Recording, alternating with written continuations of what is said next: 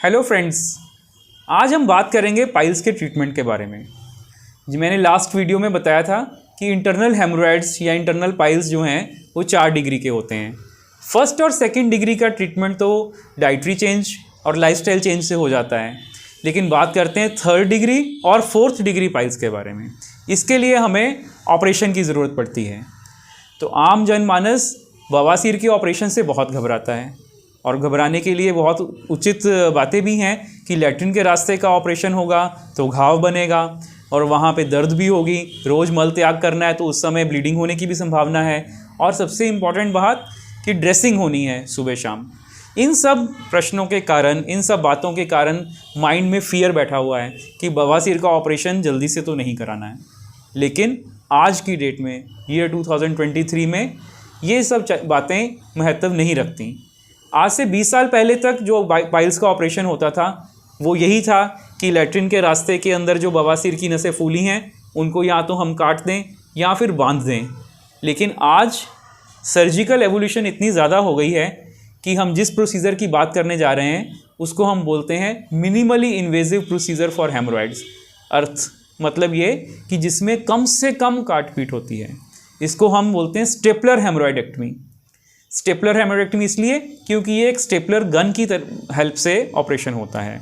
आइए इसके बारे में समझें। ये है औजार जिसको बोला जाता है PPH stapler, procedure for prolapse and haemorrhoid stapler. इसी का नाम है स्टेपलर हेमोरॉइड एपेक्सी, इसी को बोलते हैं एमआईपीएच। तो ये है क्या, इसके बारे में समझते हैं कि जो लैट्रिन के रास्ते की खून की नसें हैं इनको सप्लाई तो ऊपर से बड़ी आंत से आ रही है खून की।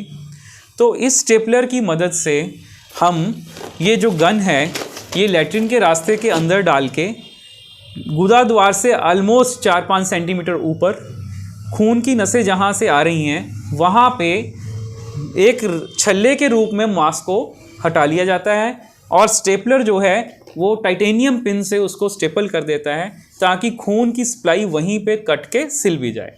तो जो नीचे मस्सें हैं उनको सप्लाई कट ऑफ कर दी जाती है। ऐसा करने से ये मस्से 4 से 6 हफ्ते के भीतर श्रिंक हो जाते हैं और जो ब्लीडिंग की समस्या थी वो पूर्ण रूप से गायब हो जाती है।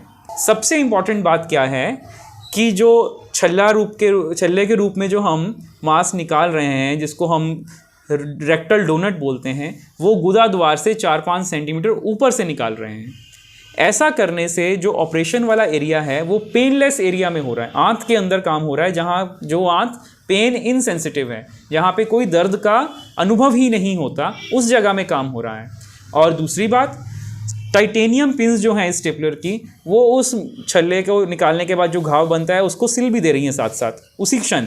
तो कोई घाव बचा ही नहीं जिसकी पट्टी करनी है। तो पेशेंट को ऑपरेशन के बाद ना तो किसी प्रकार की कोई पेन होती है, ना कोई प्रकार का बाहर कोई कट लगता है, ना कोई घाव है और ना ही कोई ड्रेसिंग करवानी है। अगले ही दिन से पेशेंट अपने काम पे जा सकते हैं। जो काम वो पहले कर रहे थे वो सारी रूटीन एक्टिविटी रिज्यूम कर सकते हैं। कोई भी प्रकार की बेड रेस्ट की ज़रूरत है ही नहीं। तो इसको हम कहते हैं painless procedure for hemorrhoids also, जिसमें कोई भी पेन होना ही नहीं है।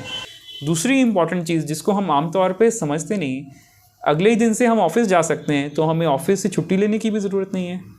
तो जो ऑपरेशन के बाद आमतौर पे ड्रेसिंग्स में खर्चा हो रहा है या अपने ऑफिस से छुट्टी की वजह से हमारा नुकसान है वो भी बच जाता है। तो लोग मेरे से आमतौर पे पूछते हैं कि डॉक्टर साहब ये तो बहुत कॉस्टली है, इसकी कॉस्ट तो आमतौर पे 25,000 है, तो ये तो हम कैसे झेलेंगे। तो भैया जो दूसरा सिंपल ऑपरेशन जो आज से 2 दशक पहले होता था उसको करवाने के बाद अगर हम ड्रेसिंग का खर्चा जोड़ लें या अपने वर्क से जो एब्सेंट होने का नुकसान जोड़ लें, वो उस नुकसान ज़्यादा होगा बजाय कि स्टेपलर की कॉस्ट से। तो रिकमेंडेशन मेरी यही है कि painless procedure for hemorrhoids follow करते हुए जो लोग 3rd डिग्री या 4th डिग्री बवासीर से ग्रसित हैं वो इससे निजात पा सकते हैं। Thank you very much.